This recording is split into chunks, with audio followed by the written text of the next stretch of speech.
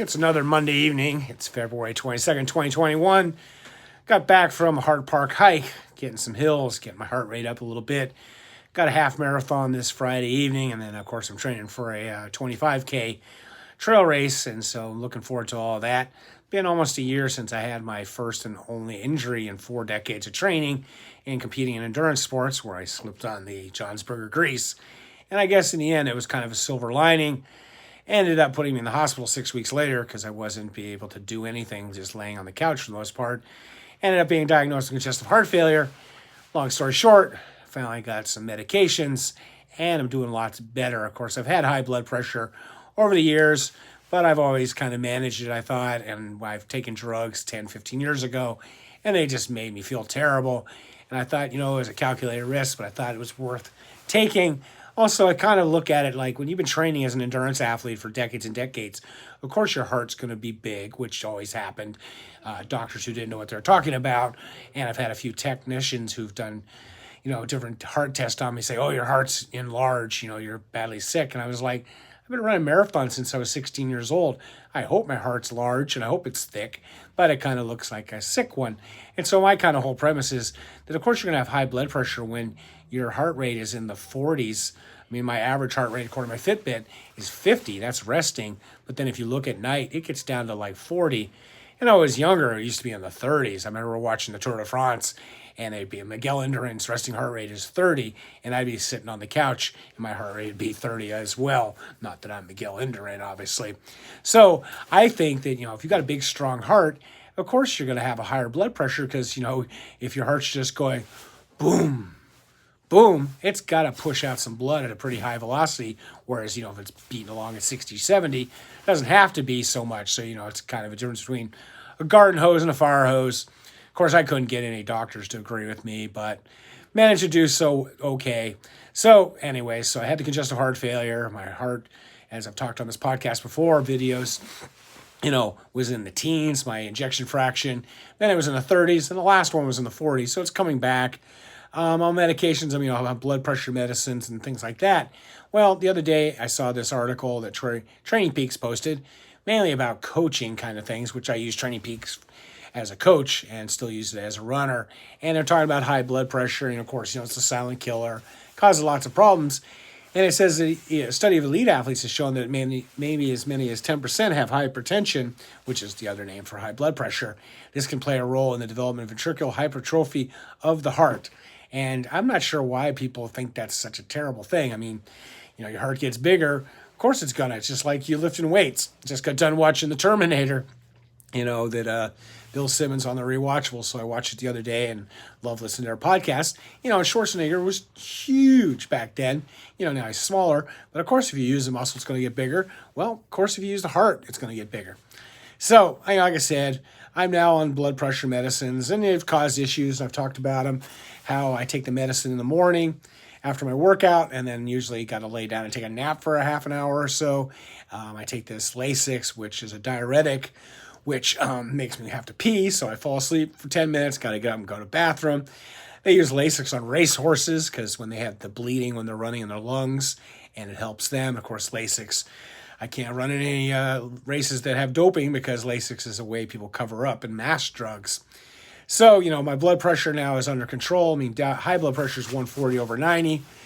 And mine now is in the 130s, which is kind of like still a little high, but it's definitely not what it used to be. So, they've got me on these medications, and for the most part, they're okay. They 10, 15 years ago when I was using them, they definitely made me just feel dizzy and woozy and just felt terrible. And I thought, what, I'm still young. I want to compete and do well. So now, gotten older, and I'm not so interested in racing as much as I used to. And I'm also, I told one time I was out, doing multi-day races and often doing a lot of races with the great Ann Trayson, who, I've talked about before, is trying to do an ultra in every state. And so we spent many times walking around in the middle of the night, finishing up races.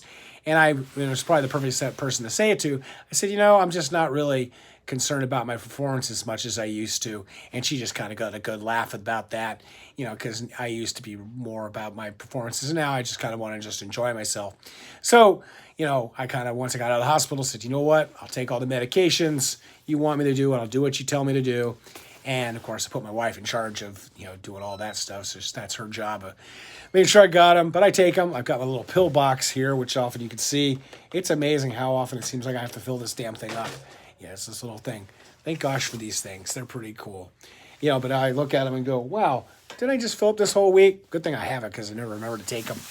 So I take these blood pressure medication, some heart failure medication, and one of them is a beta blocker. And, I didn't really pay attention to what a beta blocker was, but I was so glad to read this article because they were talking about blood pressure medications, and it doesn't necessarily, high blood pressure alone has never been shown to adversely affect or limit athletic performance as long as there aren't any cardiovascular diseases. And it even says, the medications might not be that big a deal. It says, for athletes who are training and racing while taking high blood pressure medicine, the two things coaches should consider are, one, whether or not the drug will impact the athlete's performance, and two, whether or not the drug is on the ban list. And it's talking about, blood pressure medicines do various different things. And but one of the things that was really key that I read this, and I hadn't read it before, it says, for athletes taking beta blockers, these drugs can prevent the heart rate from increasing and as well can restrict performance. If you have had an athlete who is taking one of these agents, they complain about they aren't able to exert themselves normally, or if they complain of lightheadedness while training, they may wish to consider switching to a different type of class of anti-hypertensives. Now, I do take two different ones. I take a blood pressure one and this beta blocker. And beta blockers, basically, I asked my wife, and she's like, oh, well, they block betas. And basically what they do is they block the effects or the buildup of adrenaline. And I've noticed that ever since I got back on my feet. I did the race across Tennessee and back across Tennessee. So for 4 months, I did 10 miles a day. But I could barely ever get my heart rate over 100, even if I was trying to run. In the past few months, whenever I try and run, my heart rate's really low. In fact, the only time I ever get my heart rate up is when I'm with others, like this evening, training with my friends.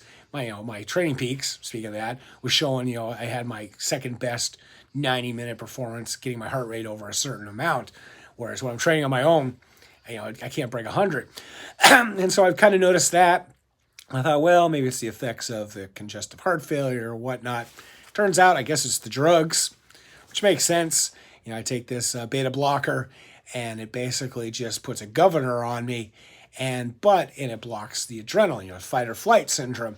But what I've realized is, like, when I'm with others, I can still kind of override it, I guess, kick it into high gear, and I kind of makes sense. That's why back in October, I had such a good race at that 10-mile borough race where it was the fastest. It was like according to Training Peaks, was my fastest half-mile, 5K, 10K, and obviously 10-miler of the year. But it was because I was in a race, and I was able to get into that race mode, which I guess in a way makes it good because then I train even more properly in terms of not going hard very often. And then I just need to meet up with friends once or twice a week to get in that extra hard work and build that base. So I guess in the end, it's going to work out. I mean, sure, maybe these beta blockers are going to take a little bit of the edge off of my performances, but I guess it's worth it because definitely taking all these medications, my Fitbit, I used to have scores like in the high 60s or 70s for my sleep score. Now I'm always in the 80s, sometimes even 90s.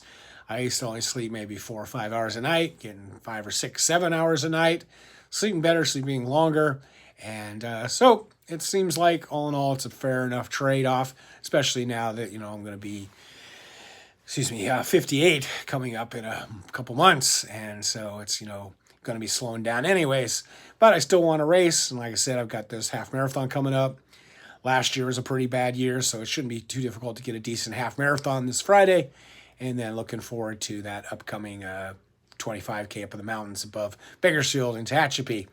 So very interesting. Glad I follow Training Peaks on Twitter, and very interesting to find out what these medications do. And I guess if I ever get to the point where I'm setting records, I'll definitely have to get a temporary use exemption, the TUE, which is what they talk about, that athletes can take banned medications if there's a reason they need to take them. And obviously, I need to take them so that I can stay healthy, be boring, not epic.